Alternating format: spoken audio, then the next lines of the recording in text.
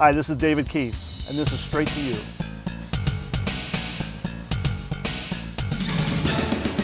Hi everybody, I'm standing here with Senior Officer Alex Rangel. He's the supervising officer basically in the north end of Oxnard. Alex, we're seeing a lot of problems right now with car break-ins. Yes, we are, David.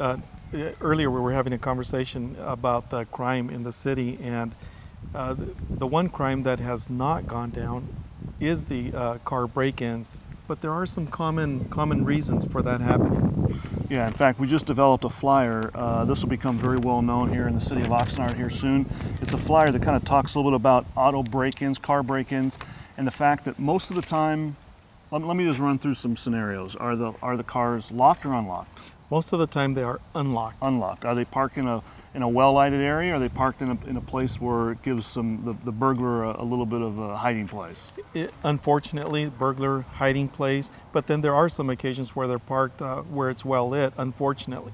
If the guy who's doing the car break-ins cannot look into your car and see anything worth stealing, is he likely to continue, or is he looking for stuff visually before he breaks in? Visually before he breaks in. So one of the most important things we tell people is don't leave stuff visible in your car. Don't leave purses, computers, cell phones, navigation systems. The GPS thing, that's a popular thing. The Correct. portable ones that we're Correct. seeing that you can put on your dashboard. Those are the kinds of things that people are going after. Correct. So we got to make sure that if you have those kinds of things, you really got to be careful.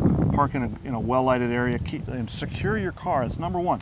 Lock your car, keep the windows up, etc. Correct. Is it frustrating for you as a police officer? It is. To see these time and time and time again? It's frustrating, and people's answers are always, I left my windows down just so that the air can circulate.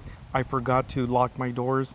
And unfortunately, that's what's causing them to become victimized. You know, one of the other things we're seeing quite a bit is people who go to like health clubs to work out, and they leave stuff in their car visible, and the guy who's doing these crimes obviously knows, you know, if he sees you walking into a health club, he thinks you're going to be in there for a while, so he knows you're not going to be out in 2 minutes like you might be at a market. So he knows you're going to be in that health club for a little bit, and so they're taking advantage of people who park around these clubs. We're also seeing people actually take their valuables, a purse, a wallet, things like that, taking them out of the car, which is good, but they're putting them in the trunk, and they're doing this in plain view of the individuals responsible for these break-ins. Correct. In addition to that, remember that those that are breaking into people's cars, they strategize and they know what they're doing.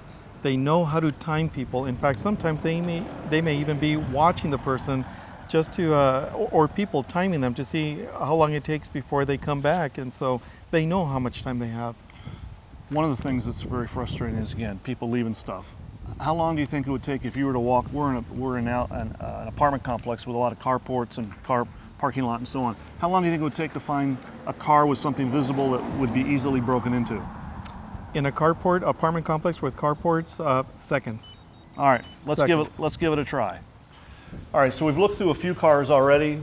So far, we found all the cars that we've looked at have been secure, which is a good thing. But we do see this blue van. And what tipped you off here, Alex? I noticed that the passenger side window was down a little too much, and in looking through the door window, I noticed that the driver's side window was down even further, where somebody can actually reach in and unlock the door if it's locked. Right, and in this case, let's see if it's locked. Your bet is probably not. My bet is that it's unlocked. Yeah, good bet. And we've got some valuables inside. In fact, I'm sure this door is going to be unlocked as well. Some electronic gear, things like that. Obviously, be some great stuff for a burglar to find this. And the other interesting thing is the key is in the ignition, and that points out a whole other problem that we're seeing: cars stolen because people are doing that. Right. So in the beginning, what caught my attention was the window down, unlocked doors, unlocked door, key in the ignition, and now we've got a victim of a stolen vehicle. To make matters worse, people are leaving their garage door openers in the vehicles, which means they're probably going to get re-victimized by breaking into the home, because now they have the door opener. So we want to remind all of our residents that this is something that you got to really be careful about. All the crime categories in the city are down: homicide, robbery, assault, burglary, arson, grand theft. All that stuff is down, dramatically down. But the one problem area we're having are car break-ins, and that's what we want to talk about and educate to our residents. And that's one of the reasons, again, we came up with this little green flyer that's going to start popping up all over the city, letting people know that you really got to pay attention to this particular type of crime. So hopefully that this will do some good and we'll see these numbers drop down again. And the other thing we're seeing, besides the electronic equipment, real quick, the GPS systems that people are buying now, the portable ones. Correct, the portable ones, and the unfortunate part is that they are having to mount them on the dash using the window as a place to put the suction cup. That, of course, is something that a thief can see quickly, break into the car, take it, and they're on their way within seconds. And there's a big market for those right now. Big market for them. Stereos used to be big, and then CD players used to be big, right.